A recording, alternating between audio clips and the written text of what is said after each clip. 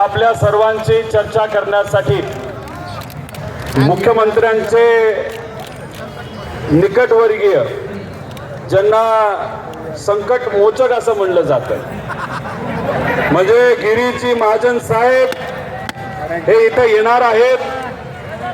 ते सरकारच्या वतीने इथं आश्वासन देतील।